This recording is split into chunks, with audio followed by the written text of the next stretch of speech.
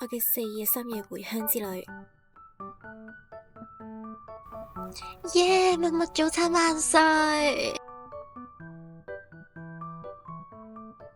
超級蚊嘅 OOTD。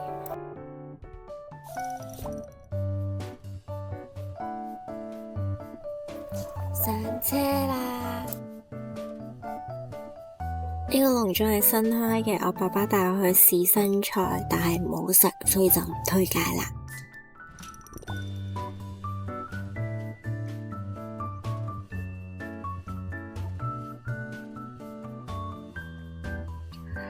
第二反而冇乜點食嘢，但係公園前嗰度好多動漫主題店，如果鍾意熱潮嘅話，推介。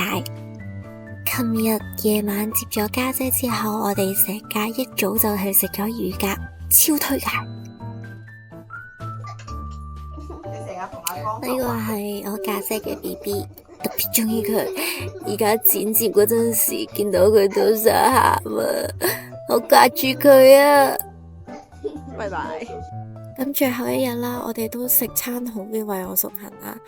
咁我覺得最好食嘅就係呢個尖椒羊肉，其次就係多寶魚。咁呢一次嘅旅程都圓滿結束啦。